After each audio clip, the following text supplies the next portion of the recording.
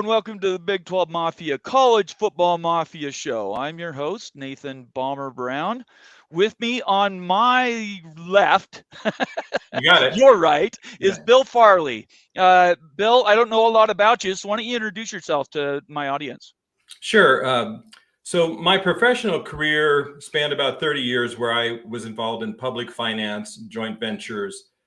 Part of that, 10 years of that was in the public sector. About 10 years of that was on my own as an entrepreneur, and about 10 years was with corporations investing in real estate or acquiring real estate. So my background, my entire career has been basically real estate and joint ventures. And then the past 10 years, I've been basically retired about 10 years ago. My wife wanted to pursue some progress in her career. So I just followed her around the country. And I've been writing. On one of the stops, I was able to pick up my PhD at VCU, Virginia Commonwealth University, where I studied hotel taxes and tourism development and social equity issues. So since that time, I've been writing for academic journals, peer-reviewed journals, and I took a little bit of a turn to university facilities about a year ago. I had a published article on UC Davis's mega complex in Sacramento, billion-dollar project. So I started to get into university financing and all the ways that they can tuck away money or keep things kind of away from the community. My article in that case was written for the community to say, how do you know if you're getting a fair share of the benefits from this project that's impacting your community? So then when the realignment came up, I started dabbling in it, and I was pleasantly surprised as I started posting messages and articles that there was a lot more interest in those articles than my musings on urban theory and equity in real estate, or some of the history articles that I've written in the past. So I think I can take this track. As I'm doing my research for peer-reviewed journal articles, I'm just putting out pieces that I see that are relevant. So these the articles on the Pac-12 realignment issues, the Florida State issues, I can go through those documents in a couple days and see issues that maybe some of the sports reporters who are incredibly well sourced might not have the technical knowledge to see things that individuals that have been in that business or in the room negotiating joint ventures might see. And I love the context. Thank you for building that. So everybody who's watching this understands what your background is, because that'll really help as we go through this discussion, because it's very involved and there's a lot of people that are impacted. I care about those people. My best friend is a Washington State grad. I grew up in the Pacific Northwest. So believe it or not, this is something I care about a lot. I'm just really concerned for these disenfranchised people who honestly haven't done anything wrong, and now we're in this pickle that we are now. It's a mess. So let me do a little business here first. I want to thank everybody for being here tonight.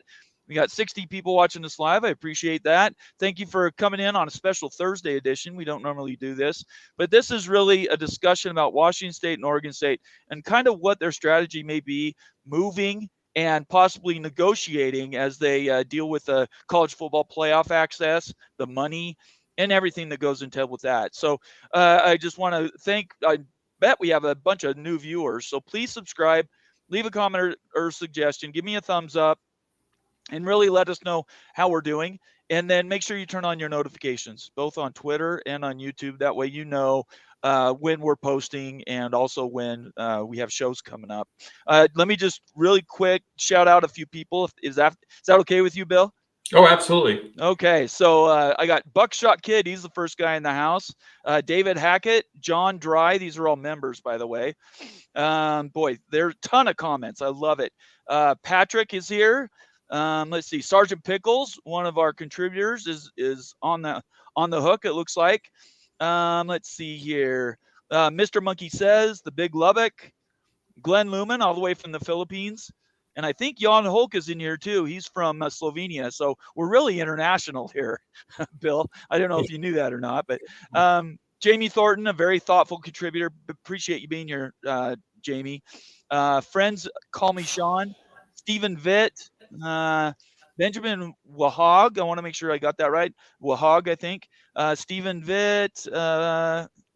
I think that Tumasta, Chad Bracey, Pat Crow, and I think we're just going to call it there. John Dry again. Okay, and Sky is here. All right.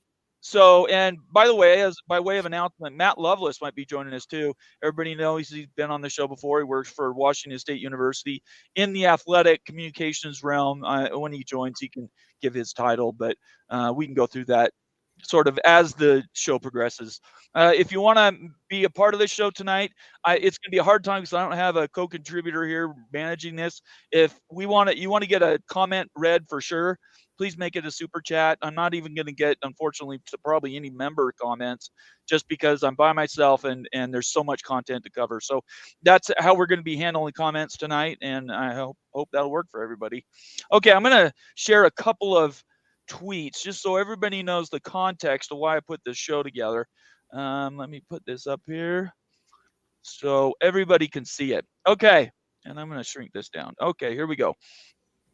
So this is what started it for me. This is a screen grab, and I guess he took his phone and recorded the show that I did on Drake C. Toll's show, Big 12, Locked on Big 12, 2 days ago.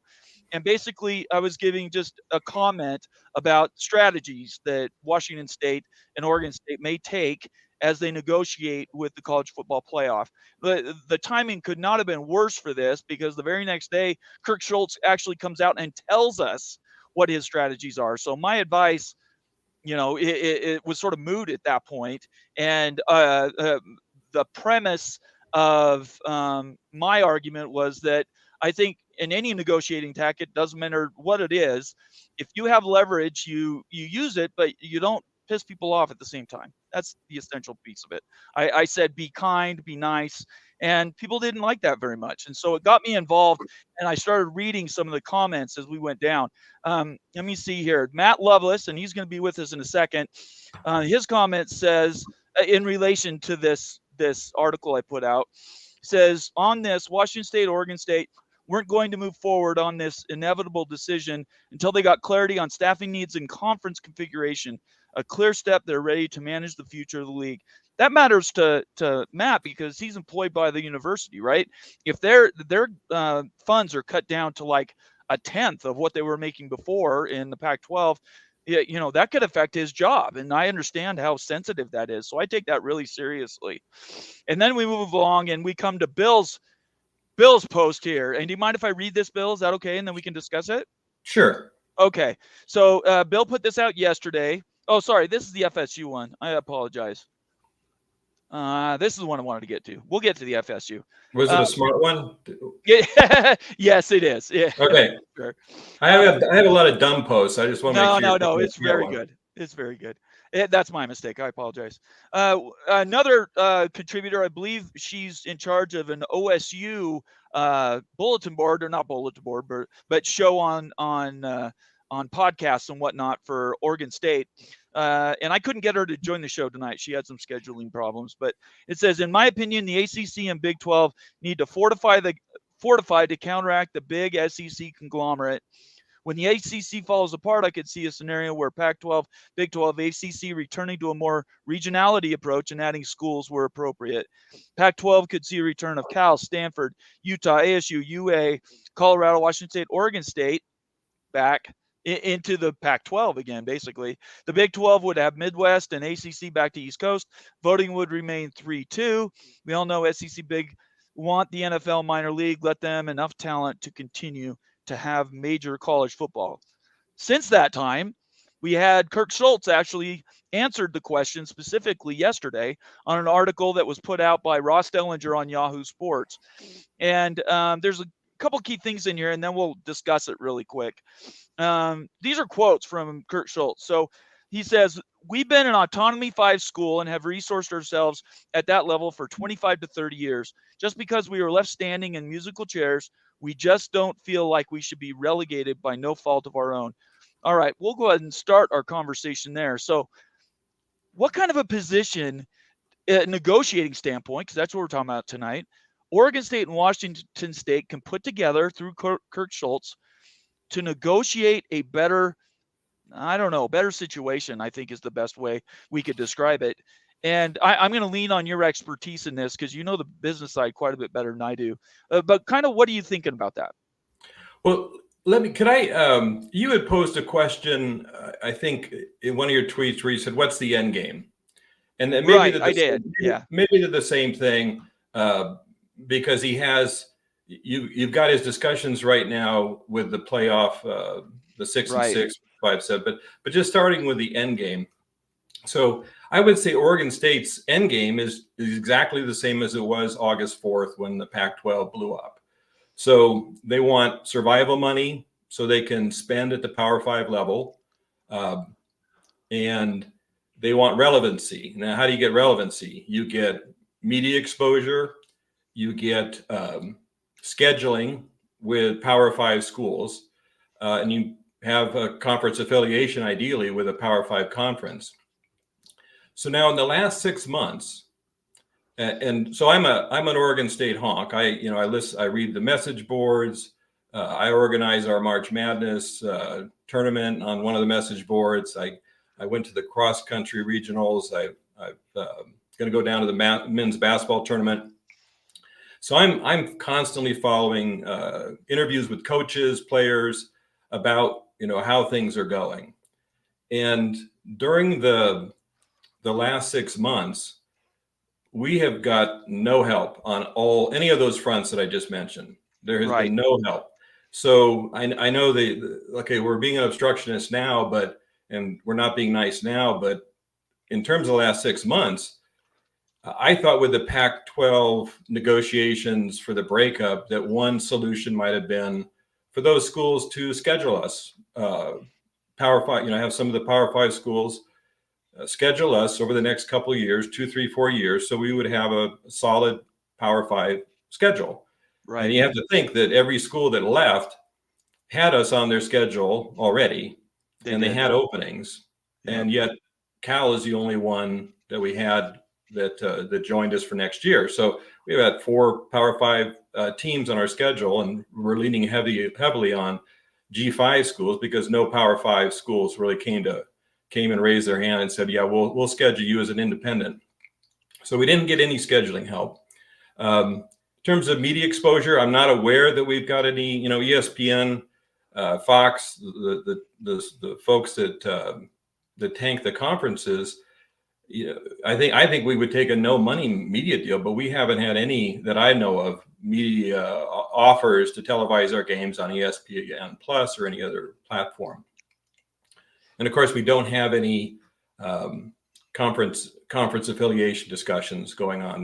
That's been dead for 6 months. Right. And on survival money, we had our conference commissioner and all the schools kind of turn on us and sue us to block us from being in control of the board, even though that was the practice prior to the breakup. And the courts obviously opined that was in fact how it should have played out. So and you guys won that suit. We won that, yeah. So we were in the right on that one.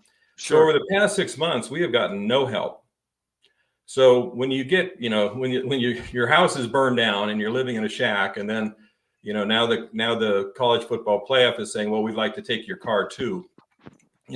I think there is appropriate to use it as a negotiating tool. Now, Shultz has said it isn't, but I certainly would use it. I would use it to create tension, because in tension, when there's tension and conflict, there comes creativity.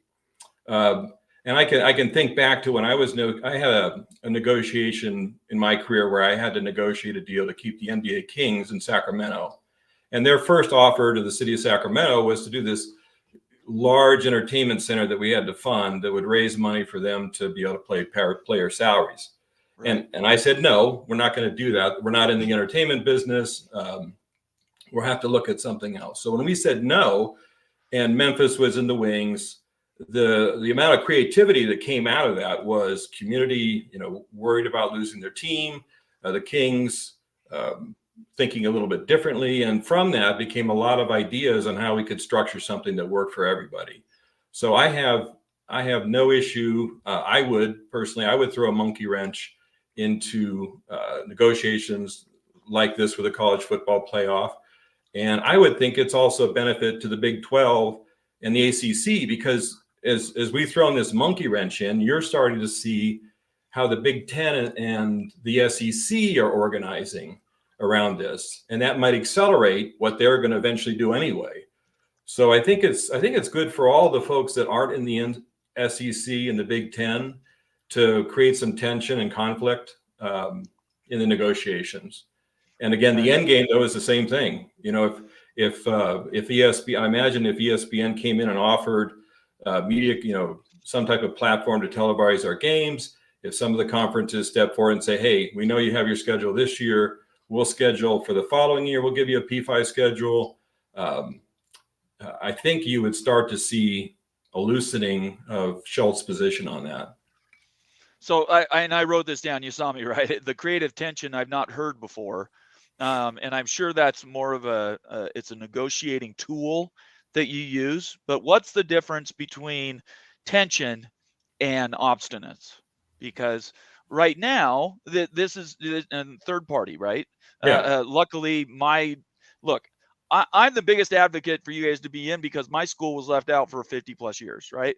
BYU is the epitome of somebody who's struggled and swam upstream for 50, 60 years. So I totally know where you're sitting, and that loss is extremely painful. So for me, this is personal. And so I'm trying to picture how this actually plays out in a boardroom. Say there's a whiteboard and people are getting up and doing creative things. Shultz gives his presentation, says, I agree with 5-7, 6-6 is dead. Let's go to let's do that. Let's organize the money. We'll take maybe a little smaller payout, maybe only $1 million or something from everybody else that's currently getting it, and we're set for the next 6 years or whatever that is. That would be a good result. The thing I think that everybody's sticking on though is the access, right? They want to be treated as P5s for the foreseeable future. And that I don't think it's about the money. Anybody who's saying it's about the money, I don't think really has looked into the thing. These guys are talking in billions of dollars. A few million here or there for a couple of schools isn't going to stop anybody.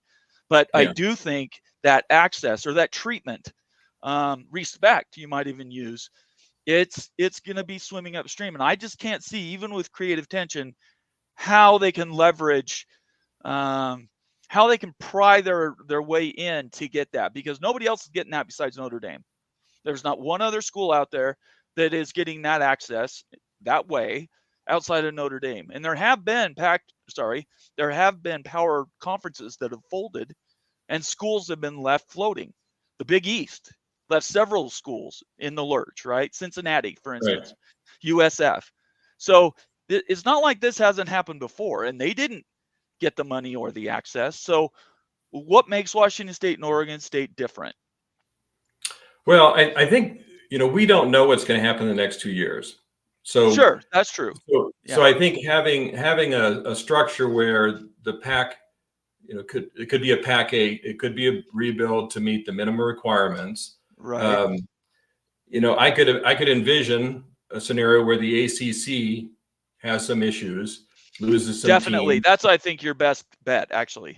And maybe Cal and Stanford, they don't have a clause in their contracts to exit if there's a material change in the conference, like Oregon, UCLA, USC, and Washington have with the Big Ten. But I would imagine, if that there's a possibility, I would imagine that we could have a couple schools come back. We have Washington or Cal and Stanford, Oregon State, Washington State. And then you add 4 teams that want to spend at the P5 level. And that's been the criteria for the Big 12, for the ACC, is you can take a G5 school if they will, if they're willing to meet the autonomous 5 spending and lack of restrictions in their program. It was a voluntary thing to be in the autonomous 5. And so if there are schools that are ready to elevate to the Power 5 level, the pie is getting much bigger. Of So course. it's not as if the pie isn't getting bigger and that you couldn't make room for a Cincinnati, an SMU, other schools to join the Autonomous Five. That the world didn't come to an end when they joined the Big 12. Right. So adding 4 teams, 5 teams, 6 teams, Memphis just got a state grant to put $260 million into their stadium. They got a beautiful stadium. USF did the exact same thing, $360 million. Boise State, Yep. Boise State, Fresno State. Those are schools that have competed to Power 5 level athletically. Now imagine what they could do with $10 million, $15 million, whatever the revenue comes in for television. Those schools will be extremely competitive. Right. So I don't see why today has to be the cutoff where G5s can't be promoted if they're willing to spend to the Autonomous Five criteria. We got Matt Lovelace is going to be joining us here. How you doing, Matt? Good to see you again. I'm good, fellas. How you doing? Good. Hey, I'm still waiting for my Washington State hat. What's going on? Oh yeah, I'm sorry about that. The ones I have right now are quite sweaty and overworked. I just want to wear one. I love that aggressive cougar. That's really cool. I know. Greatest logo in sports right here. You can have this discussion without it. All right. Let me see here. Let me get everybody's name so everybody can see you. So Matt Lovelace, I introduced you to Bill Farley. I don't know if you've seen him on Twitter. I have, yeah. Okay. I'm on your Substack, Bill. I love it. I love there we go. all the documents you get. Well, there you go. I don't need to say anything then. All right, Matt, we're just talking about negotiating tactics. Schultz, you can just dive right in. I think you're as educated as anybody is in the subject.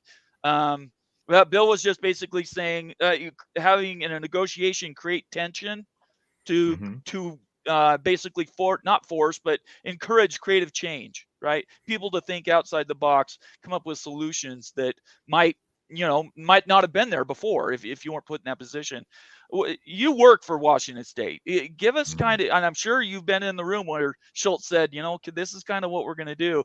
Why don't you tell everybody really what's going in up there at Pullman? Well, I can't say I'm coming at you with a whole lot of insight on strategy and end game and goals, but I do get a chance to talk to Kirk Shultz semi-regularly, talk to Pat Chun semi-regularly. And so really it's just an opportunity to sort of get some of the background to some of the decision-making that's already happened.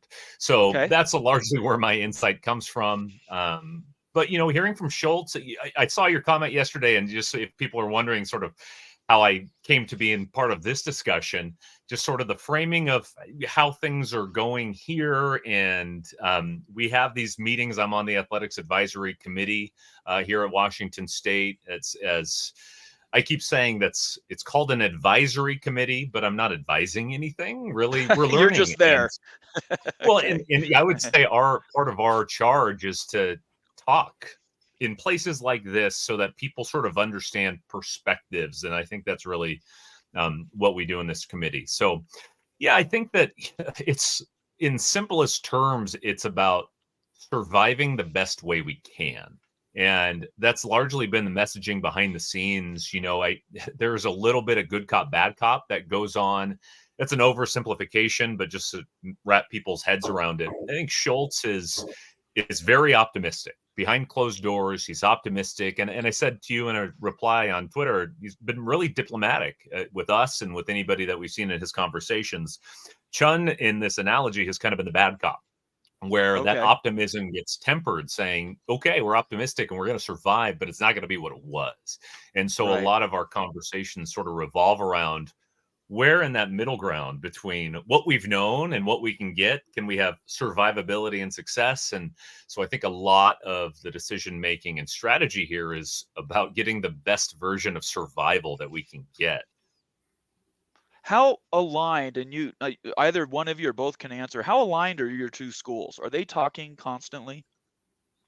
Yes, I can speak to that. I was actually really surprised when Oregon State went independent for baseball, and we had that was surprise to me too.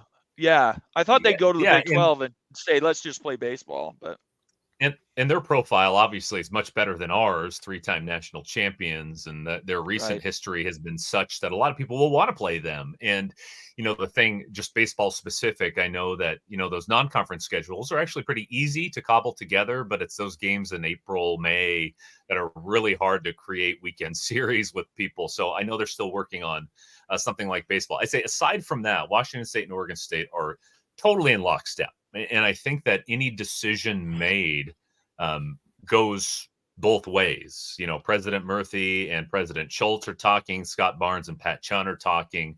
And so for the most part, we've been lockstep. And I know that was sort of the expectation to be in lockstep with your league partners as part of what got us to this situation. And certainly we've seen the documents of Kirk Shultz and his expectations of openness and honesty and trust with UW's president. That went awry a little bit, but I think that there is a real joint effort here. I know that the messaging is, and as people speculate what's going to happen 2 years from now, the desire is to recreate a West Coast conference. The regional nature of athletics is a continuing thread throughout all of this. I just read the news like a lot of you. I don't know why we're having the Big 12 swimming championships in Seattle, but look, I don't know. I posed a big question mark on Twitter. I was like, what the hell is going on there? I don't know. I think a lot of people are looking at side-eyed a little bit, but it's a nice facility. I think people have started to look it up. I was watching what Immaculate was saying about it. So people are researching it. Didn't they have like the Olympics trials were there, right? Isn't that like they were? Yeah, it's an Olympic quality facility, and it looks like it's going to be fine. It just geographically, you're like, does Texas have some pools? We can do something UCF maybe a little bit more. Flying from Florida to Washington to swim. I thought that was interesting. Anyway, sorry, I interrupted. But partnership wise, I'll say this too. Early in the process, August until September 1st. I know the desire for WSU was to have Stanford and Cal be partners in much the same way. To a fault over here in Pullman, we just want to have a group of people in schools we can trust and work together to make schedules and play sports and make it feasible. And financial situations are a little different here. But it sounded like Stanford and Cal just weren't returning calls, more or less. So Oregon State and Washington State just sort of, created this little marriage. And thus far, I've been on this show a couple of times. I think they've managed pretty well considering the circumstances so far. So far be it from me to question a strategy with the CFP committee that says, okay, can we do a slightly different version of what you're all proposing? And now for the first time, I think WSU stopped being this little sad story in the corner of the country that nobody knows to, we want to be a part of this going forward. In some way. We don't expect to win the Pac-2 and get the 12 seed in the CFP, but we would like to be treated like a school that has spent 100 years investing at the same level as everybody else in the country. And so that's a tricky sort of nuance we're navigating here, I think. So on our show, we've been advocating for Washington State and Oregon State since the start of the show. It was last April, almost a year. And I was one of the very first content creators on YouTube to do that. And to me, I have a personal ownership in this. And so what I would like to do is coming out of this, I would love to have marching orders. In other words, what can we do on the outside to try to maybe turn the narrative? Because right now the narrative is this. The narrative is that it's dyed in blood. You have to keep your college football playoff access.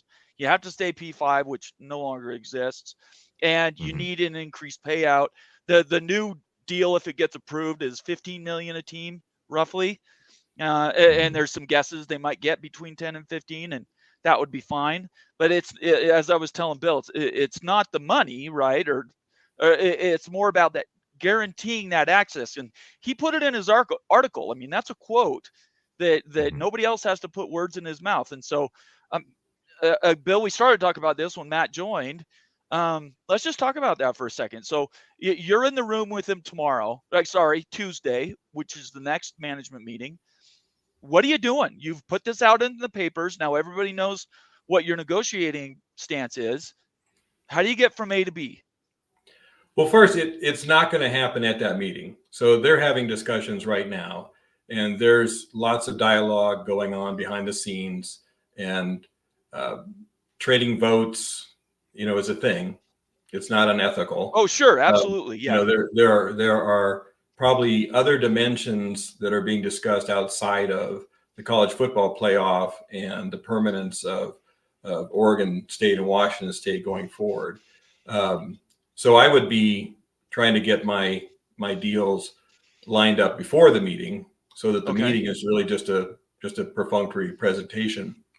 I'm having a hard time seeing the downside of pushing it to the limit. Again, I had gone through 6 months since August to now. We have gotten no help. We are all by ourselves. We had no scheduling assistance. We've had no media platform assistance. And the Pac-12 has been typically a very, very collaborative conference. We have San Diego State in our soccer league. We had Bakersfield, I think, in our wrestling. I'm not sure if we have them anymore, but we had leagues for different sports where we had other programs participate, and not to have any of that reciprocated to us. We had to make a deal with the Mountain West. We had to make a deal with the WCC. I don't sense that we had any really olive branches extended to us over the last 6 months. So I don't see the downside of pushing it to the limit. I don't know what we lose by holding out until the system breaks, and they, ESPN, they do not want another G5 school in the playoff. That's going to lose them a ton of money. So they're going to be in the conversation. They're not just sitting on the sideline right now. Can I interject there really quick? I think the answer is they just let you guys wait 2 years and then they're done. No, they just wait. They just wait you out. Well, that's where we are today. That's not. No, I know, but once the 2 years is over, then you guys are free anyway. But that's where we are now. What's the downside? There's all right. I don't see any downside. Because they could just wait. Right. And they could lose millions of dollars over the next couple of years. And I would think some of the conferences, if they came forward and say, hey, we'll schedule you guys for the next 4 years. We'll schedule P5 games for your schedule, so you'll have an independent schedule full of P5 games if you'll just let this go. Like Notre Dame. I could see that as a solution. So I think there is a lot of creativity going on right now, and I see absolutely no downside for we're going to say we are homeless, so you can't take our home away from us. What do you think, Matt? Yeah, I absolutely agree. This whole thing about the 2-year grace period for next year and the year after that. I mean, if we reconstitute your conference. Right. We need to get back up to 8 teams. If we vote on the structure of the college football playoff in 2026 and beyond without knowing what we can do in that grace period, then it's not a grace period at all.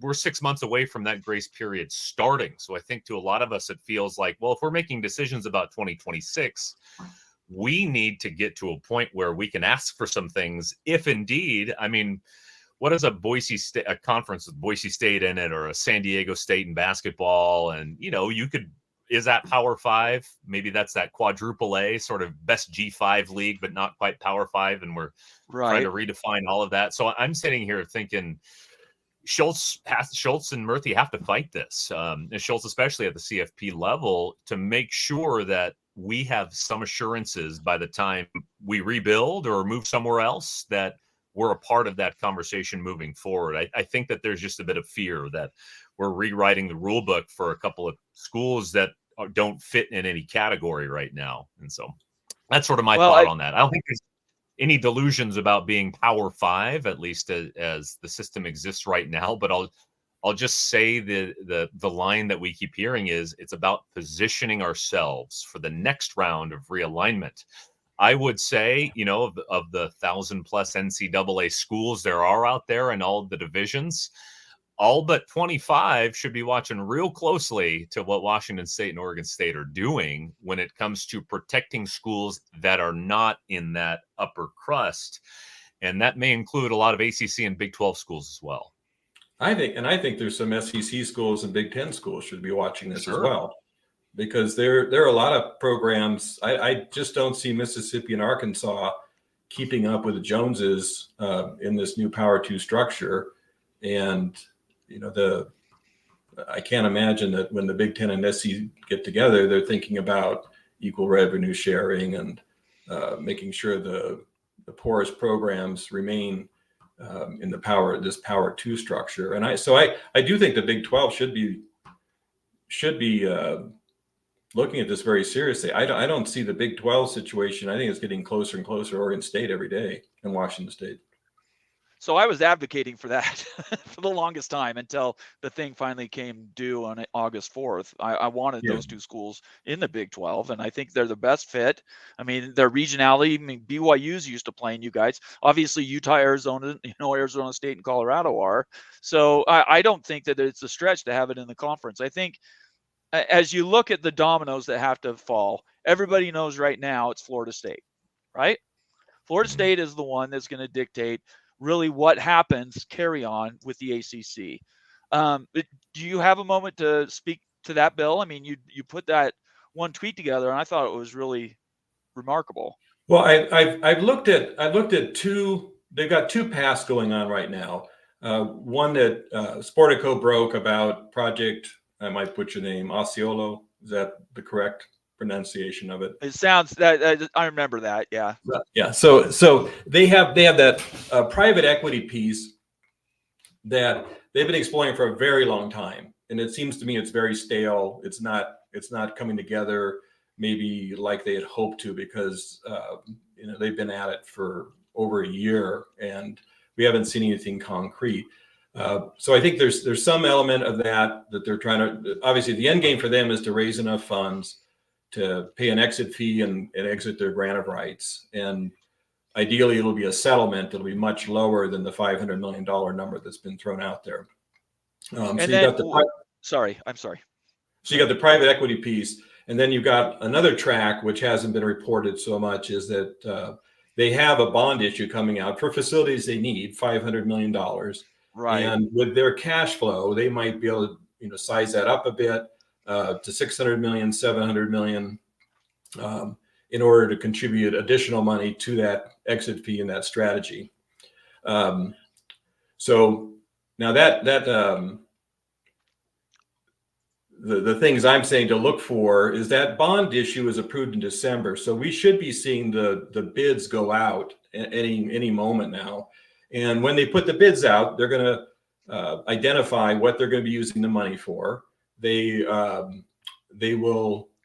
already have in their bond language that they've got conference distribution money as one of the funding sources, and they mention that it's going to be the conference distribution is from the ACC or any conference that they join in the future. So they've got all the language there so that if they move, the bond holders know that they were thinking about moving and they could move, and the bonds will still be, the conference distributions will be coming from a different source. So we'll see a lot in that. We'll see if they identify,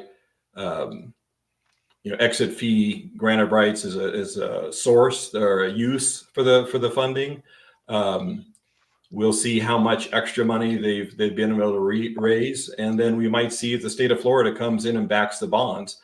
States have been backing some bonds. San Diego State's Snapdragon Field was backed by the state, which lowers your interest rates when it's not just the revenue from the stadium. There was, I think, Memphis got a big state grant for their stadium renovation. And I can't remember if it's Wisconsin. I think it's Minnesota. Camp Randall, they had a big $265 million practice facility that was funded by the state. So if Florida comes in and underwrites those bonds, it's going to drop the interest rate significantly, and they'll be able to raise more money towards that. So you've got the private equity piece, you've got the bond piece. They're going to be coming together here shortly, and they should have their funding to meet whatever settlement they have. I think Florida is in a unique position relative to all the other ACC schools because of the strength of their balance sheet, the diversity of the campus, the potential state getting behind it. It's a very wealthy state. They've got a medical campus. There were some documents that indicated that they might have a tie-in with a medical campus to raise the funds. That I think is unique to them. So I think they're poised to be able to pull it off. I'm just not sure if the other schools are going to be able to do the same.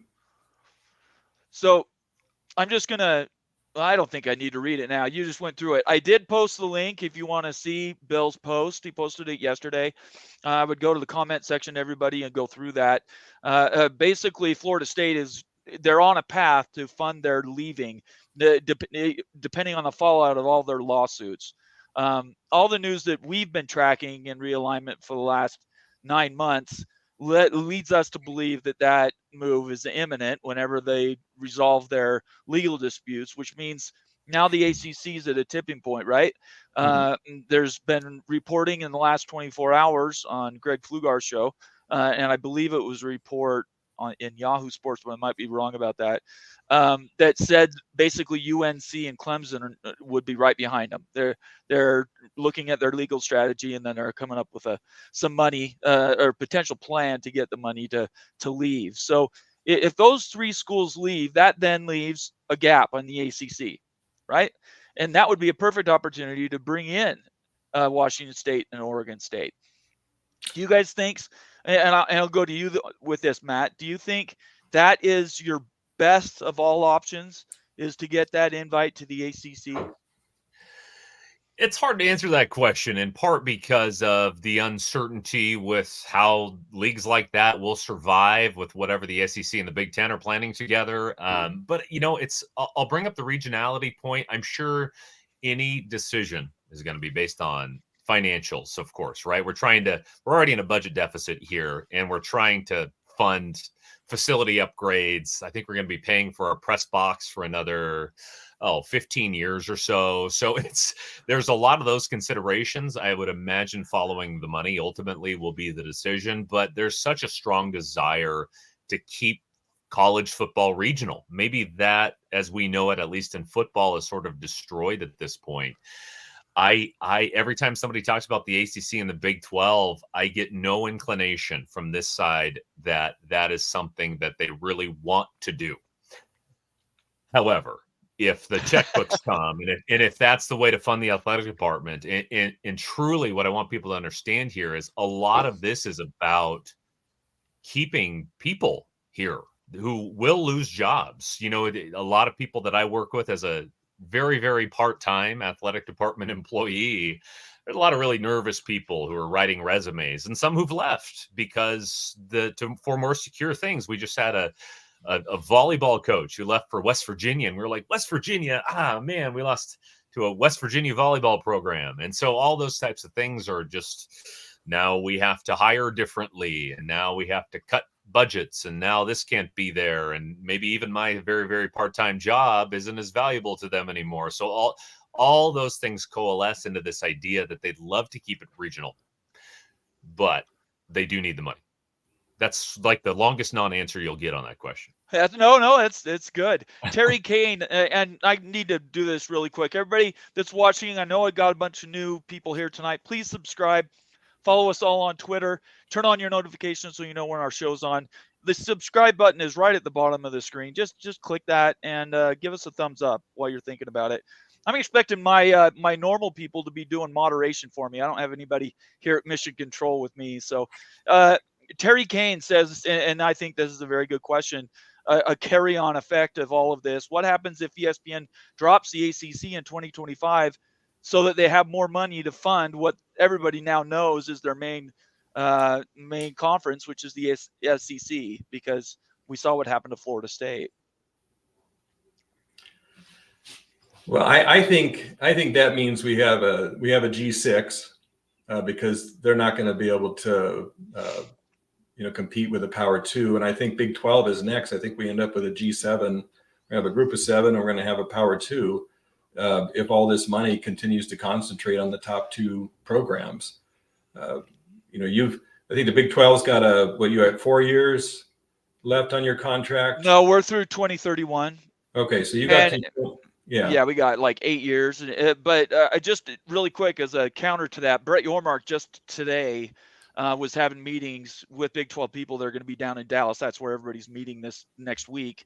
Mm-hmm. And he met with Petiti and the president of the SEC, Sankey, right? Right. He came out of that and he was not concerned. He thinks and these are like, I'm paraphrasing here, but basically he said, I'm in contact with them. They were forewarned, both him and Phillips, with the ACC president, I guess the commissioner. They were both given forewarning that they were going to have that meeting, and they both were told. And obviously, truth can come in different ways, and you could be lied to. You guys have lived through that a little bit, but they made them feel, at least Brett Yormark said, that he feels he's part of the process, and that they might get less money than the Power 2, but they're not going to be anywhere near the G5. It's going to be maybe just 1 or 2 percentage points less. So anyways, keep going. I didn't mean to cut you off. No, I just think as the money continues to concentrate at the top, there'll be pressure on everybody else. I think there'll be pressure on, as I mentioned before, on the SEC, the Arkansas, Mississippi schools, maybe Auburn, the Big Ten, Purdue, maybe Indiana. There will be pressure for schools to compete, even though they're getting the money for the media. Right. You've also got the NLI component. So that's right. All these forces are coming together. They're going to really squeeze out a lot of institutions. And I tried to think about what is a university that's going to survive? What does it look like? And it's just, the variables are just unbelievably numerous to try to figure out who's going to survive and who's going to be able to raise their hand and stick with a program.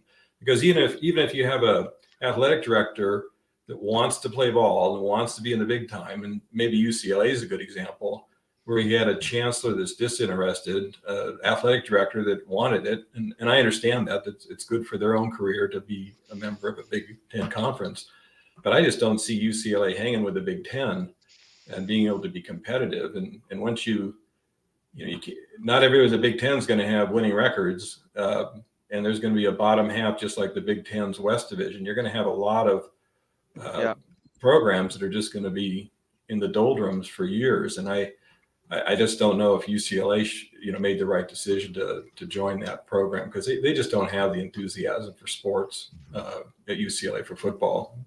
Yeah, I think they're a 4-win team next year. Yeah, they're not gonna they're gonna really struggle. What do you think about that idea, Matt? When it comes to UCLA going to the Big Ten, and no. Just what happens if the ACC take a shot at UCLA, right?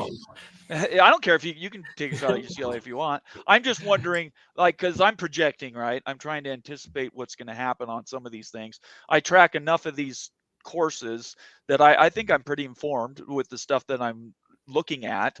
And there is a possibility. We now know there's this loophole in the ACC contract. They might not even be on ESPN in 2 years. So the ACC they might act like they're all stable and everything. Look, it started with the Big 12, then it went through the Pac-12, and now the last one standing was the ACC. And unfortunately, the last one is the one that's going to probably get gutted. So I'm just trying to figure out if you guys would be happy with a West wing of the ACC, even if it's cut down a little bit, but has a Duke, has a Wake Forest and a Boston College, but might not have a Miami, Florida State, Clemson, UNC, possibly Virginia, North Carolina State, Virginia Tech, and Pitt and Louisville. Yeah, I sure could see that happening. I think there would have to be enough teams from the West Coast to be able to sort of formulate that idea. But yeah, I think that could happen. I think that we could have foreseen a Washington State, Oregon State, Cal, Stanford, let's pick SMU, Boise State. We could have pictured a conference like that with the occasional, trip to Duke. That would make some sense. And I could see that happening, particularly if it's mostly viable. I know the conversation here is all about the value of games. And I saw somebody in the chat sort of ask about the future of the rivalries for the Apple Cup and the Civil War. And just to sort of answer that question directly, at least in the next 5 years, the Apple Cup will continue. Wazoo and Washington will play that series. The athletic director here has credited the Seahawks president for forcing UW to come to the table for that. Seahawks nice. president Chuck Arnold is a Cougar alum. So that was helpful. Good. And that's a valuable game. And so in sort of the interim, they're viewing TV revenue as sort of a per game thing, which makes picking your individual matchups really important for Washington State and Oregon State. So I think what we really want is to preserve games that people will want to watch. And I think that has a lot to do with the effort to keep things West Coast over here. And, as we watch, we're all really excited for that Cal Wake Forest tennis matchup. I am not. But I don't know why you would be, but I'm not. Yeah, I think that's a good point. I think an ACC joint venture scheduling makes sense on the football side, but not on all the Olympic sports. So and there's been a proposal that all the Olympic sports actually rebrand and do everything regional and just have basketball and football. Yeah. Anyway, I know, Matt, you got to go. Why don't you tell everybody where they can find you, what you do, and I'm going to get you again. You're not going to let you go. Yeah, I know. I know. Yeah. So, find me on social media. My Twitter profile is @MattLovelace, no spaces, just like the name is spelled. Yes, that's my real last name. Dad gave it to me. I teach here at Washington State. So I am a journalism professor. I was a sports reporter for a long time. And I'm also a public address announcer for several sporting events here on campus. And so I love my Cougs, always have, grew up, first sporting events I ever went to were Apple Cup games. And so I'm pretty passionate about this. And so I'm happy to argue with anybody about the value of Washington State, at least to this side of our state here up in the Pacific Northwest. We're a very passionate fan base. Got to show up some basketball games. Those men are only a game back at Arizona with a game in hand against the Wildcats. So go Cougs. They play against Cal tonight. Let's boot Cal out the door on their way to the ACC. I'd be happy to do that. You're getting a bunch of Cougars in the comment section cheering you on. So you have that sweet dulcet sound that everybody likes to listen to on the PA. That's really good. Yeah, go get those NCAA credits for us. Yeah, you guys need that money for sure. Yeah, absolutely. Yeah, and everybody else is earning it too for you. You want everybody in the whole conference so you can get that money. All right, Matt, thank you. That's a deal point. Okay, just let all the Pac-12 schools in the NCAA tournament this year, and I'm sure we could start to. I'm all for it. Let's do it. I would be okay. I'll tell you what, the last point I'll make, the football season sort of went awry this year. I'm like, as a journalist, I'm going to figure out what happened in that 6-game losing streak. Because I don't know. Right. There were 2 different teams we saw play this year, but volleyball to the Sweet 16, our basketball team's doing well. The women are the defending Pac-12 champions. If you're watching this and you're not anywhere near Washington State, throw away any argument that says Wazoo has not been relevant on the national scene. Better TV viewership than any Big 12 school when it came to football last year. This is a place that does really well with far fewer resources. We'd love to keep some of those resources because we're also a real fun place to go to school. Anybody out there picking their schools, come to Pullman. It's fun. But that's my piece. Go Cougs. Go Cougs. Thanks a lot, Matt. We'll see you later. All right. Take care, guys. Okay. All right. Bye-bye. Well, I hope that was helpful, Bill. Yeah. No, I like the passion. Oh, first, yeah, Matt's fantastic. You guys maybe want to get in contact on Twitter. He's a great guy. You guys are both, I think you have really good resourcing. Your experience, especially in the business negotiation area, he really understands how the operation of the university works. And that's what he's helped us with, is sort of that mindset. As he said, and to catch everybody up, Matt Lovelace works for Washington State, and he frequently talks to Kirk Shultz. So he is in his head and understands some of this stuff that, like, none of the other people can. Yeah, and I just imagine that the conversations that are going on right now among all those commissioners prior to the next meeting where Shultz is going to pitch, I'd love to be a fly on the wall, or overhearing the phone messages or seeing the emails, because I'm sure there's a lot of creativity and a lot of thoughts on how Washington State, Oregon State can be represented, can have a place going forward in the college football realm. So I had a technical finance question that was related to both Washington State and Oregon State, in the fact that when they basically are in this negotiating stance, the money is something that they're using as a marker, but the access almost seems like it's the trigger. Like it's the thing that the choices are going to sort of float on when they're in the negotiating room. And obviously, I really appreciate what you said when they're already negotiating, right? They've been negotiating for months in the college football playoff realm. For them to put this notification out yesterday or 2 days, I guess it was last week, telling everybody what the amount of money would be, who would be getting it, and where the distributions would be as a plan. Where does Washington State see that fitting? Are you expecting the full or Oregon State and Washington State, are you expecting the full payout, which is around $15 million and that would be for per conference? College football playoff per distribution. Conference. No, per conference. You divide it comes down, you divide it by 68 teams. It comes out to be 68 or 15 million per school. Oh, right. So, I would say that would be that'd be a have to have. You want to have that. There's no, I can't think of a reason why they'd want a rationale for taking that away from you. You've had it. I guess the argument would be you're not a conference for the next 2 years, so you don't get it for the next 2 years. But I think given what the other conferences' role in putting Oregon State and Washington State in that position, I think that'd be a tricky one to hold on to. I think it's the future. I think it's the primary thing about relevancy is to be able to build a conference that will be considered Power Five, and a fallback might be to be independent that gets Power Five scheduling cooperation from the other schools, so that you can still get the college football playoff money, still have access to it. And have enough games, as Matt was mentioning, enough games that people will want to watch. Right. By none of the teams that exit except for Cal, would schedule us. So now we have games that are not going to really be as interesting to watch as if we had had ability to schedule Utah, had the ability to schedule UCLA. Well, sure. And I think, that's the thing that people would lose the most is those relationships in those games. Yeah. That's a big deal. And from my standpoint, I really want my goal would be, if I was in the negotiating room, I'd basically go in and say, look, we've been clipped, right? They took us out on our knees.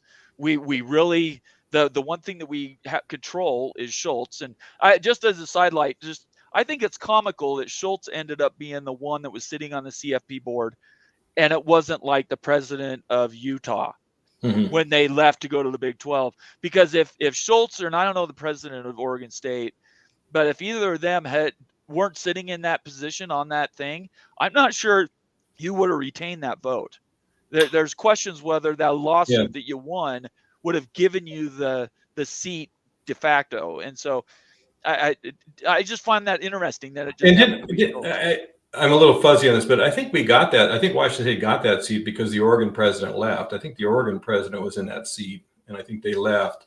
Yeah, there was a trickle down, like it was an order. It was Cossay, and then or maybe it was the Arizona State person. Yeah. Or Stanford even, maybe. I mean, there was an ascendancy of where that vote went, but in fact it ended up in Shultz's hands, and I think he's played it pretty well. I just, when it comes to people relations, it sounds to me, talking to Matt, like he is doing everything he can to advocate without being necessarily obstructionist, which is basically a quote he gave us yesterday. Yeah, and I think Murthy, I wouldn't underestimate Murthy's involvement behind the scenes and talking with folks. I think just her, how she came to her position, her plight in India to be the only female engineer student, to fight through that in a male-dominated society. I think she's got a lot of negotiating skills and a lot of steel that is probably helping Shultz shape the discussions. Right. And I mean, look, my dad talked about the Stephen R. Covey thing, influencing people being, that whole business acumen about influence and Mm-hmm. and being in consult with your peers and really being appreciative with the value that you bring. And in that vein, I'm thinking, okay, how do you do that without making people mad? Because as Matt said, right, you said, actually, both of you, you guys are okay with this thing going to the end. You're not worried about what could happen. You're worried about what is now. And I find that is a bit of a surprise to me. I would Yeah, have thought you guys would have wanted to be. I think the collaborative negotiation process, I think in a middle management structure, but when you're at the top and you're fighting for your life, and I think we heard a lot of, I mean, there was a lot of daggers out during this whole process. Oh, Um, sure. and I don't think in the last 6 months, Oregon State and Washington State have done anything obstructionist, but they're getting no help. So being nice and being quiet and going along doing your business hasn't done them any good that I can see. Well, wait, can I interrupt there though? I never insinuated that you wouldn't have a negotiating tactic. I just basically said do it in a nice way. I Yeah. never said nice doesn't mean passive. That's what I saw on Twitter. Yeah. Not everybody insinuated when I said be nice and be part of the system. What that meant was you roll over and die, and you basically emasculate yourself. I never said that. Mm-hmm. I think it's really important. It's a distinction that needs to be made. You can be nice, but also be firm. What I heard was when I read it was, if we go along, you guys in the future will not kneecap us again. That's kind of what I heard. I didn't say that. Well, no, I didn't even say that. I'm just saying that's how I took it in terms of kind of get along. Okay. So if we're not an obstructionist, you guys will come to our aid at some point in the future. No, yeah, I think, yeah. That's the way I took it. Okay, and I appreciate that. I can't obviously dictate how you took what the messaging is. Well, and I'm always thinking in a high stakes negotiation where you have nothing except one vote. That's all you got. You got that vote, right? And you have nothing else. Everything else has been taken away from you, and you want to get back to relevancy. You want to get that media exposure. You want to get those scheduling games. You want the survival money, and all you've got is that vote. I mean, what else do you play? Well, Goodwill hasn't gotten anywhere so far. Yeah, I guess it comes down to a distinction without a difference. You can have a strong negotiating position without being passive, and I was never advocating passivity at all. Mm-hmm. The word I really bristle at is when people say he's going to be obstructionist or he's going to stop process altogether, because there was a lot of that messaging before Shultz came out and did his little pied-à-terre yesterday. None of that had been given to the public, so all we had to go by was they have had this meeting several times and it's been rescheduled several times, all based on the fact that Shultz won't give them unanimity. Right. So if you play that forward, in my opinion, especially the big two conferences, I don't think they care. I think they're willing to wait the 2 years. You're saying that you don't think that's a big risk. I think the whole thing changes. I'm not sure about the conferences where they are. I'd have to think about that. I know the media. I know ESPN doesn't want Liberty playing Texas and MSU, SMU playing Ohio State in the first round. Those would just be huge losses for them. So I think Sankey wants everything to be at large. He doesn't want the G5 in there. Right. And I think we might not in 2026, there might not be a G5 auto. Right. Depending on what the negotiation is. So. Right. And it may be that they get the Big Ten, the SEC get guaranteed, 5 slots each. So I heard something today that actually said if they went to 16, and in this new proposal, there's some language in there, they could, on a very minor vote, move to 16 teams. You could go to eight teams, 2 from each conference, power conference. I hate that. Autonomous conference, which is 4 right now. 2 from each, and they'd be reserved. So out of 16, 8 would go to those, and there would possibly only be 1 G5 access. So that would be extremely tough to break in. That would be if it was that tight, and I don't know that we could get there, because that would screen out Notre Dame. Because Notre Dame still is going to have it. It has what sucks about Notre Dame, and as a BYU guy, Notre Dame drives me nuts, but they represent an entire conference by themselves in their voting, which I think is just insane. It's very similar to what Kirk Shultz is now, except he's representing 2 schools. That's a disproportionate amount of power versus the entirety of college football, 131 teams. Yeah. So, and I'm not saying that's what Shultz is going for. I don't think it is, but no, I think Shultz wants to have an 8-team or 10-team conference, and he wants, if there are Power 5 schools that rejoin after the ACC breaks up, or you have 3 or 4 G5 schools elevate like the Big 12 and the ACC had, then you should be considered a power conference. So, and that's quite possible. Yeah. Right now, I believe the number is 68, including Washington State, Oregon State. I might be wrong. It might be 70 with Oregon State and Washington State, but regardless. Right, and I thought it started 64, and then the G5 schools came in to the Big 12 and and then SMU. Like I said, it's anywhere from 67 to 70. Anyway, I know this. The one thing they do not want is they don't want to add any more G5 schools. That they've talked about that for the last 2 years. They said after Big 12 did theirs, it was done, and then SMU got in by writing a check.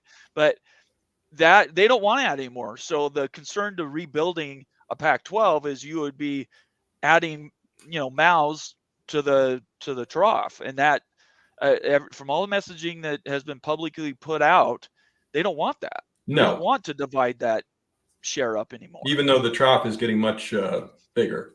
Well, a little bit. In this new contract, it only goes up 25%. It's not like the Big Ten contract that went up like tenfold from what they'd had before. It's ridiculous money. Fair enough. So anyway, sort of getting off a little bit, but I do think that the future of Oregon State and Washington State doesn't rely so much on what Kirk Shultz does tonight. For everybody that's listening, 120 people, just circle back about this whole thing. I think at the end of the day, what Kirk Shultz is doing is fine. I think there's the August 4th date, which is when you finally take over all the resources from the Pac-12, right? Is it August 4th? Yeah, August 4th would be when the members are completely out. They have no role. Yeah. And then you guys represent yourselves. You're your own too. Okay. So after that, there's a break date. And I was going to ask Matt about it, but he had to go.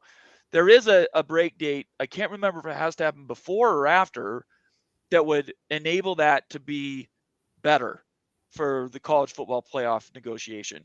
But let's assume it's after. You guys get all the resources of the Pac-12. You're now sitting with a good war chest, which is awesome. Yeah. You guys have earned it. You deserve it. Everything about it. That next step is between now and that August 4th date, things that could go. Florida State could go. UNC and Clemson could go. Then you have teams and schools that have to make a decision. Do they stay in a diminished, worth less value conference in the ACC, or do they go to the Big 12? And then they renegotiate. And that leaves into sort of an orphan ACC on bi-coastal. It would be 4 Pacific schools, SMU, and another 5, I think, or 6 on the East Coast, plus Notre Dame. What is that value? Yeah, and Cal and Stanford, I imagine, don't join the Big 12. No, of course not. They wouldn't. Yeah. No. They can't. They won't deign themselves to be lowered to that level at all. I would prefer, instead of you guys joining the ACC, and I know that's probably the easier path, I want you to come in with the schools that we get from the ACC. I would like to go to 22, bring 4 in from the ACC, and bring in Oregon State and Washington State. That would be my conference realignment. I just don't know if they want to go past 20 schools. Yeah. Yeah, I think the economics, every school's economics are different, whether they're going to be able to accommodate this NIL, You're right. whether their state is going to be able to put in money. Because the way this is going, if it follows what the NFL does with their teams, local communities are going to have to pitch in, states are going to have to pitch in. There's just going to be a lot of pressure to raise more money. And like the NFL, they're going to start reaching into taxpayers' pockets. And that with NIL, I think there's going to be a lot of schools that are just going to fall out of this just because they can't get it. Oh, So there's no doubt about it. Yeah. Yeah, that's a fact. Yeah. I mean, and you mentioned a couple, but you have the House versus NCAA suit, which is the larger $1 billion, $5, $6, $7 billion settlement that everybody's going to have to pay in. That kind of has to be settled before some of these other things. But you're right. NIL is a big one. Recruiting is a big one. The transfer window. I mean, there are a lot of things wrong with college sports in general right now. And I just want to say Washington State and Oregon State got shafted. They should have been brought into the Big 12, in my opinion. I know their worth because I'm from that area. So I understand why they didn't do it. And to be honest, I've heard rumors. I can't prove this, but I heard rumors that Utah, Arizona State, Arizona, and Colorado sort of weren't copacetic with bringing you guys along. Mm-hmm. That's a rumor. I have nobody I can quote on that, but I have heard from sources that that's what was going on in Dallas. Yeah. Does that surprise you? Not really. I do understand why Washington State, Oregon State are in this position because they're small schools. I mean, their operating budgets are $1 billion. Right. That's small compared to their peers. Certainly small compared to Utah, UCLA, Cal, Stanford, USC, Washington. They're the same size as Oregon, but Oregon has Phil Knight and Nike, right? That are they pumped $1 billion into that program over the last 10 years. They're just like SMU. They're just like SMU, Bill. Yeah. It's interesting. The 4 schools going to the Big Ten. There's this. You can look at those 4 schools and you can kind of see them on a spectrum. You've got Oregon is really the professional model already. Right. They're like 5 years ahead of everybody else. They've got a NIL collective that is well funded and organized to where there's no doubt who's making the shot. Who's making the call. They're aligned with their coaches. It seems to me that they're a top 5 program just the way they're organized. And then you've got UCLA on the far other side of the scale with a university that is not interested in football as much and has difficulty with NIL. Their admission rates is extremely difficult. Students there are focused on academics. Oregon has been using out-of-state students to fund their program. They've got 60% out-of-state students. Their admission. Is that right? 60%? Yeah, 60%. Wow. Yeah. Okay. I didn't know that. Yeah, they're obviously when you get out-of-state tuition, it's better for the school. So they've really focused on that. Colorado has been, I think they're up to 50%, and they've got a cap of 55% that they want to lift. They're also a school that has a heavy out-of-state tuition revenue source, and that's this other dynamic where you've got a UCLA that has really high admission standards, and then you have other schools that have very low admission standards that are kind of destination for out-of-state students. All these dynamics, whether you have an online program, you don't have an online program, all these things are part of the mix in terms of how a university president values football for their admissions and keeping their admissions up. UCLA does not need football to affect their admission. Oregon needs football for admissions. Oregon is a G5 school. I remember when Oregon in 1996, before Phil Knight in 97 started pumping money into it, they were doormats. Yeah. My whole life, they were a free win. Everybody, BYU, anybody who went through Eugene, they were always at the bottom. Every once in a while they'd have a flash year, but it wasn't until they started getting funded, like you said, the professional model for 25 years, that you get to where we are now, almost 30 years. So Yeah. I agree with you. Let me ask you this. This is a tough question for you, because your school is smaller and your alumni pool might be a little less. What do you see your growth potential is with NIL and giving money from the corporations into the program? Because pretty soon everybody's going to be writing checks directly to the program for players. I just had a few exchange of emails with the NIL that we've got. I just sensed from the fundraiser we have that we are we're above Washington State, probably in the NIL stuff. We're probably competitive with Arizona State would be my guess. But I don't, we're not Oregon. I think Washington's definitely a cut below Oregon. And they don't have the organization. They don't have the concentration of money like Oregon does. Oregon's got a couple of big donors. Oregon State does have an alumni that has more money than Phil Knight. But you're talking about the NVIDIA guy? Yeah, but maybe a computer game. Maybe if we were playing college football computer games, we could get some funding. But actually, he has done a lot for the university. He invested $50 million in a computer science facility that overall is $200 million. So he has done a lot for the university. In his penny cash, though, he could fund with $1 billion. Just one check. He could fund your school forever. Yeah, one check. We have. I'm pretty sure the Panda Express fast food chain. That's another Oregon State alumni. Oh, okay. I didn't know that either. They've done really well, but but I'm. That doesn't grate at me that you have big donors. It just doesn't line up with their. Football doesn't line up with their vision. We do have a large online program now, and I think that's whether that that doesn't really need football to drive admissions. So. Let me try to get to a couple of comments here. I told you it'd be an hour and a half. I don't want to keep you too much longer. First of all, I want to thank you, and Matt Lovelace was on earlier, for coming on tonight. We're talking Washington State, Oregon State. We talked some realignment. We talked Florida State and the ACC, and best paths forward for negotiating and posturing for that.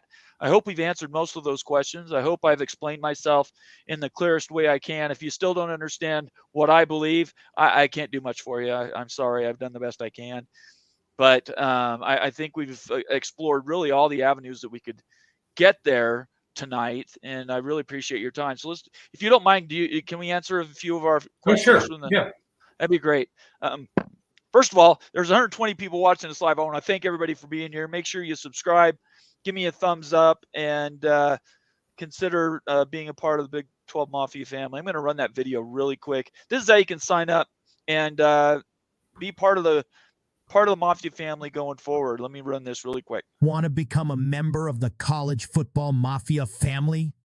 Simply select the Join button from our homepage. There are several options with their own unique benefits to choose from. You can also set yourself to auto-accept gifted membership by selecting the gift settings options as shown. I miss Moen tonight because he's my guy who normally does that. He's mission control behind and does the gifting and all that. Anyway, I have to tell him I ran the video at least once. Okay, let's get to a couple of our comments here.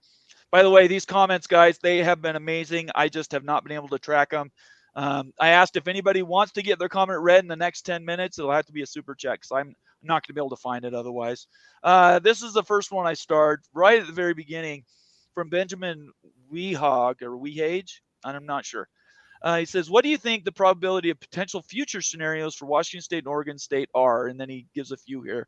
The Pac-12 gets rebuilt with Mountain West Conference and AAC schools. I don't mind that, by the way. They get admitted to the Mountain West Conference. They find a way into a P5 conference. Which of those do you think? The probability. I've given a lot of thought to this, and it's a problem that it's hard for me to put percentage on it. I guess if I had to put a percentage on it, I think finding a way into a P5 conference, and I'm going to assume that that's just really the Big 12. So or it I'll could be the ACC. I think yeah, they could the be ACC. Can I do a third? So you I can think, do whatever you want. yeah, let me see if I can figure out one that I think is the best. I know I'd like number one. I'd like them to rebuild with some of the schools that want to move up and spend the money, have the resources like a Memphis, have the backing like a Boise.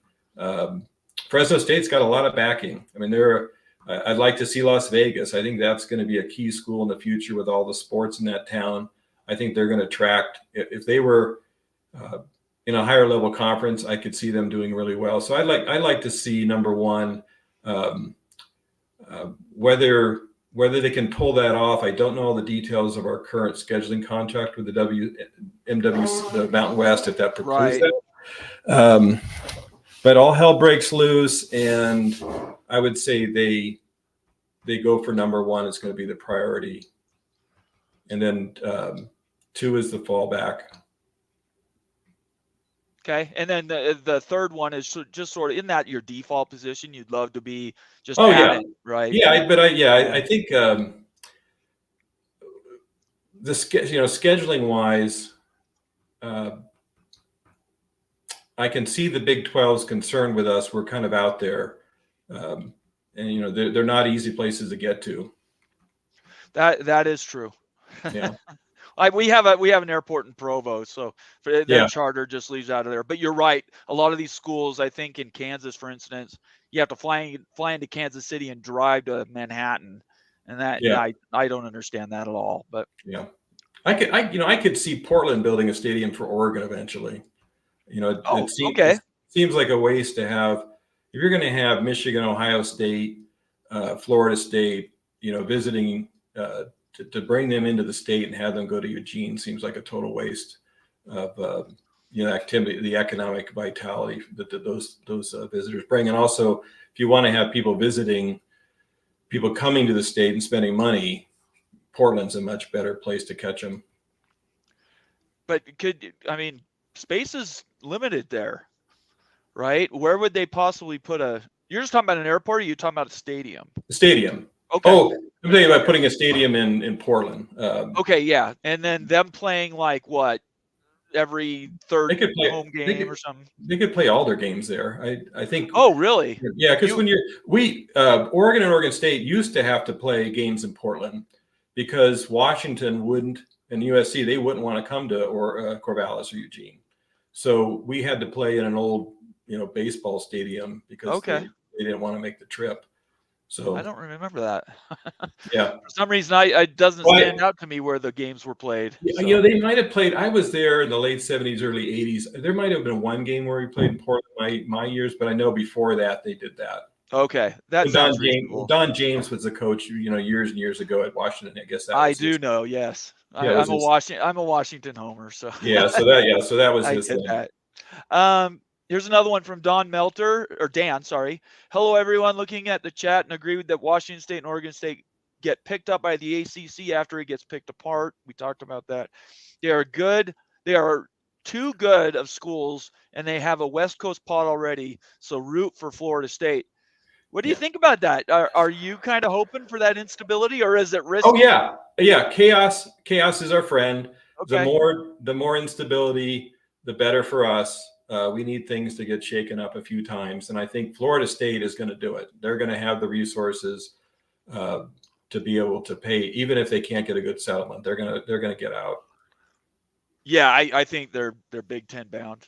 Yeah, I don't have any doubt about that. All right, here's another one. Edward Wayner says, could Washington State and Oregon State partner with the Big 12 on an associate membership where they would play 8 games a year, and Big 12 would get ESPN and or Fox to fund reduced share from the 31.7.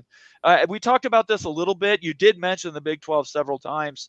As everybody knows, before you take the question, ESPN has 2/3 and Fox has 1/3 of the media contract for the Big 12, just so everybody knows. What do you think about that?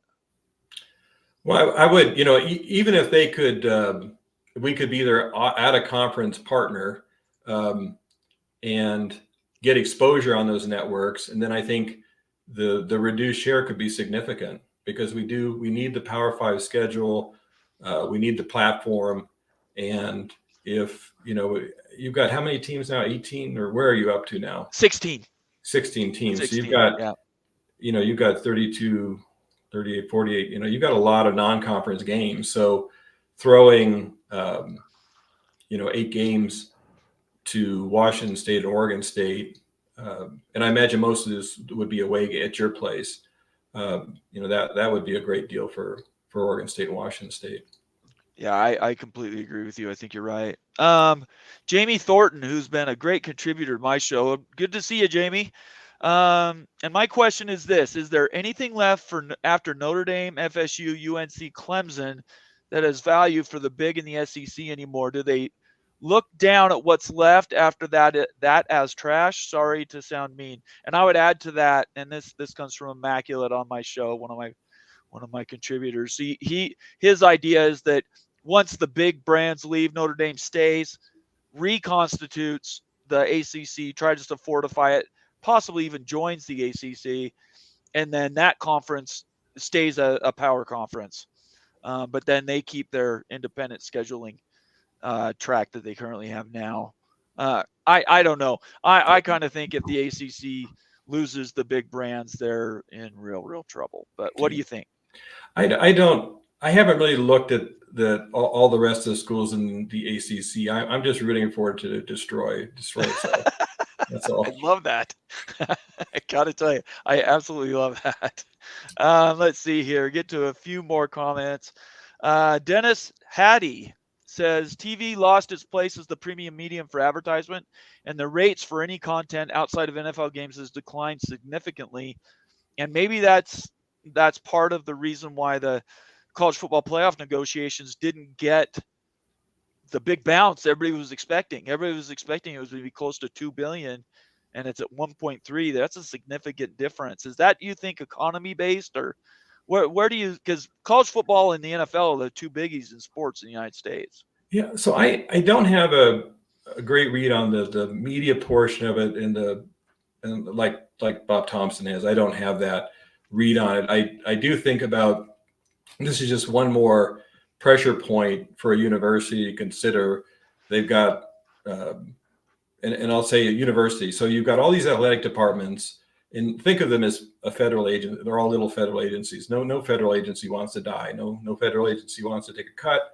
Right. They're all in survival mode, and they've got to be thinking that this is a threat. NIL is a threat. The concentration of power is a threat. And like the G5 schools that have to put in university money, it well could be that a lot of universities now have to put pressure on the university's balance sheets to pay for tuition. They might need local governments to help with stadium improvements. I think there's just going to be a lot of pressure from these different constraints that are going to be, kind of fan out and hit other people in different ways that we hadn't thought of, or we can see that they happen in the NFL, but they haven't had in the college game. So, yeah, it is tough. It is so difficult. You mentioned Bob Thompson. We had him on last night. Yeah, we were talking about the negotiations. Did you happen to catch that interview? I saw the kind of the wrap up that you had written. Okay. Yeah, I did a summation after, but he was very critical of where it came out at, and he actually he's not sure what Kirk Shultz is going to do, right? And he said that very open and frank. He's like, I know Kirk. I understand. He's up against a lot of challenges. He definitely did not believe that the strong arming was the way to go. And it really is more about intent and perception than it is the tactics. By the way, I'm going to start using this creative tension, because I think that is important for people to understand in negotiations. Everybody has to give something in a negotiation. Nobody wins everything. And the bigger groups have a little more to lose than these thin margins that Oregon State and Washington State have, right? Right. And you're extending the negotiations beyond the commissioners at the table. You're extending it out to ESPN and Fox. Right. decide, do they want to have four crappy games in the playoffs in the next 2 years, or do they want to force the Big 12 to place, have a scheduling alliance, Right. just those things don't cost the Big 12 anything to schedule games, give Washington State, Oregon State a Power 5 schedule, and an ACC can be part of that as well. So there's a lot of ways to get, they want their survival money, which I think they have a lot of that already with their Pac-12 settlement. Right. But they don't have the media platform. They don't have the scheduling that they need. Those are paramount. And I think, given that there's going to be so much chaos in the next couple of years, I don't know that the having the future set beyond the next 2 years is that critical. As I'm not sure that ends up being the hill he dies on. But it's it's the vote he's got. So right, and I think I do see the logic. Right, I'm coming around a little bit. I can understand. You guys' confidence, and this is both of you, Matt as well. You guys are willing to just bury your cards and just wait, and just basically say, "Hey, you want us to play? This is the price," and you're willing to go to the sort of that, what some might say would be Armageddon point. Right? We have nothing to lose. Yeah, we have nothing to lose. Nothing to lose. And I'm going to write that down too. Nothing to lose. I would recommend, because I can't remember exactly what Bob said. If you, and I could give you the link if you needed it, but just go to my page, the Mafia page, and just look for that recording we did last night with Bob. Sure. He answers some of these questions, at least from his minds, because he's a media guy. Yeah, no, I could. He's looking at it from the media contract He side. is. It's different. It's a little different. So you're. I mean, I could see Shultz going to someone like him and saying, "Hey, you need to squeeze the conferences to help us out with scheduling." And I know he would. I mean, they would take that up in a heartbeat because it didn't cost them anything. Sure. They could be a voice of reason. Well, I know Bob's in retirement playing golf every day. So, for 5 minutes of work, he could probably charge somebody $1 million or something.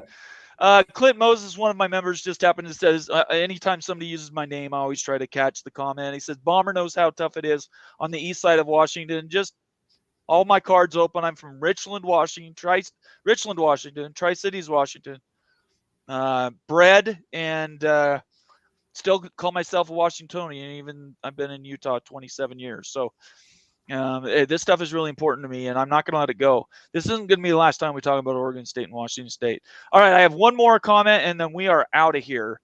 Edward Wayner, one of my members, says, will Oregon State versus Oregon and Washington State versus Washington will continue to play in the long run? And we heard Matt earlier say there was a contract for 5 years. Do you think that goes on extended? That's the only hesitancy I have is that Oregon is going to be a top 5 program now, I think, with the NIL component. They're going to be tough to beat for a long time. Yes. And Oregon State, they've been able to compete with Oregon and beat them at the home stadium the last couple of years. We beat them a couple times at our home last couple of years, even with the $30 or $40 million a year difference. But now we're going to be talking about an $80 million difference. I think we'll just have to see. I think it'll play out maybe in 2-year chunks until it becomes where it's not even fair competition. It'll be interesting to see how Iowa State and Iowa, they're kind of a cross-conference rivalry that's early in the season, to see how long that lasts as well. There are a few of those. There's a few of those that are protected in state by legislation. That's a protected rivalry. I've only figured that out since I started doing my show and started talking to Big Ten people. Yeah. But they care very much in Iowa, the state itself, to keep that going. So they went to the Big Ten and said, look, we love being here, but anything you negotiate, this has to be a protected rivalry. And there are several of those. Big 12 has 3, BYU and Utah is one of them. So in my opinion, I think the thing should go forever. I mean, it's a great, I was in Iowa for about 4 years, and the Iowa State game had a lot of the same feel as the Oregon State-Oregon game, where you have every supermarket, every store is decorated in Iowa State or Iowa stuff. Yes. And all the sporting goods stores, all the clothing stores have, all the gear, there's flags out. And I see that happening even with an early game like Iowa State has, even though we're moved early now in the schedule, it's no longer the last game. I think it'll still have that statewide impact. And you just don't get that buzz. I know Oregon thinks that Washington is their primary rival these days, but you don't get any buzz for that game in Oregon.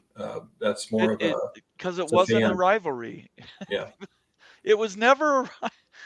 That's what's lost. You and I are old enough to know what these rivalries really are based in, right? We're talking historic, hundreds of years at this point with some of these games. And Oregon and Washington was never a rivalry. It was always Washington until the last 25 years. And then Oregon shoved their way up. But Washington's they're definitely a Big Ten school. Yeah. More than Oregon is. So they're building that in the structure in the Big Ten. But you and I both know that was not a rivalry. 25 years ago at all. Morris Simmons just disagrees with you. He says not forever. So I don't know what that means, but all right. I really appreciate you being with me, Bill. Do you have any questions for me before I let you go? I don't. I appreciate the time and thanks for your hospitality. Oh, anytime. I'd love to keep you in my circle of contacts. I think you and I can stay in touch. We can trade. I'll be sending articles to you, asking for your comments if you don't mind. Doing that, maybe we can have you on in the future. Yeah, I'm going to try. I'm going to try on this Florida State thing to kind of cobblestone together both the bond piece and the equity piece here in the next few days. Okay. And see if I can do a coherent interpretation of what all these redacted documents are. And that might take me a little more than a few days, but because they just redacted everything. I mean, they'll have a spreadsheet and there's just nothing on it except black.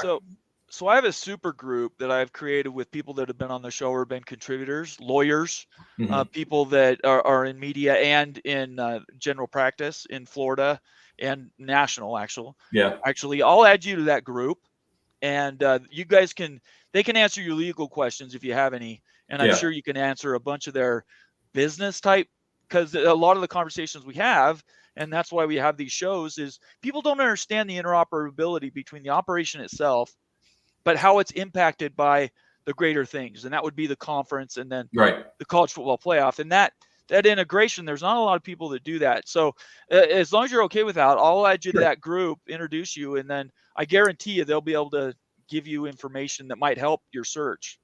Sure. Okay. I appreciate it. No problem. And then I would love to have a Florida State show. Once you feel like you're up to it, we'll get one of those or a couple of those lawyers on, and we'll get together and actually that'd be great. Hash that out. I think that'd be a fun show. Yeah, I'd love to have. The one reason I post all the documents when I do an article, I post all the documents is because if there is somebody who sees a flaw in my logic, they can go to the documents and maybe raise an issue and say, well, you might have misread this, or you might be overreading that interpretation. You might be overinterpreting this section. Okay. Because it's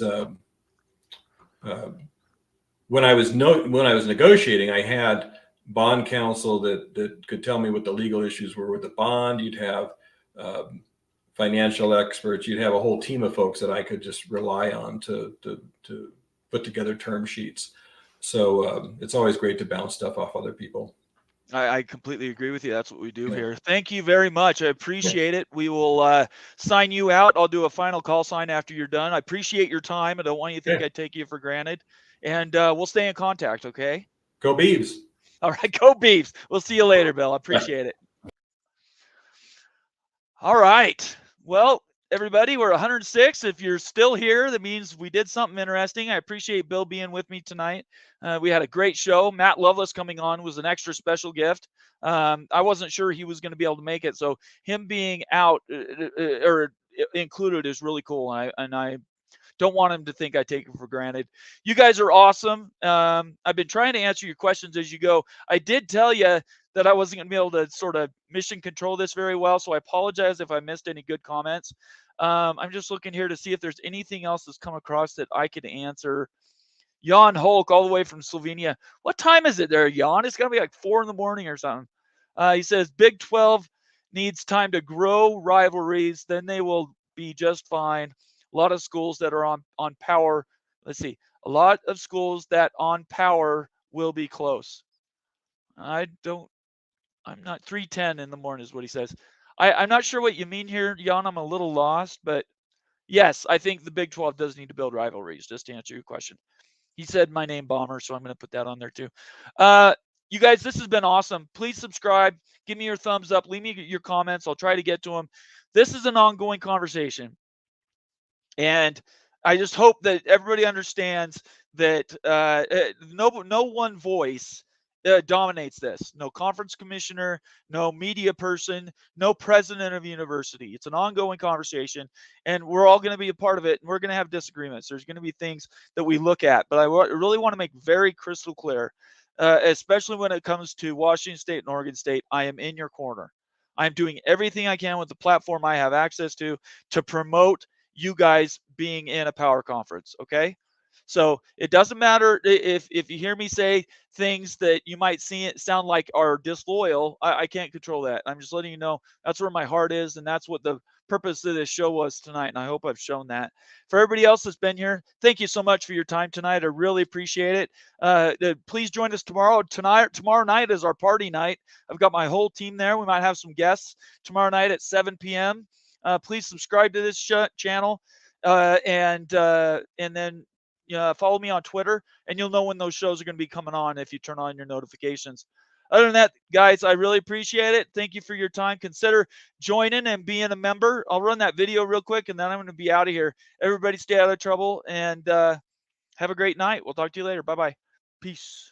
Want to become a member of the College Football Mafia family? Simply select the Join button from our homepage. There are several options with their own unique benefits to choose from. You can also set yourself to auto-accept gifted membership by selecting the gift settings options as shown. Okay, I lied. Summit Hawk, he always does this to me. I apologize. If you're still with me, 94 people, we got 2 gifted memberships from Summit Hawk, who is our resident stud that gives gifts. Very, very unselfish, Summit Hawk. Summit Hawk gave memberships to Expedition Greg, and North End Zone Ute.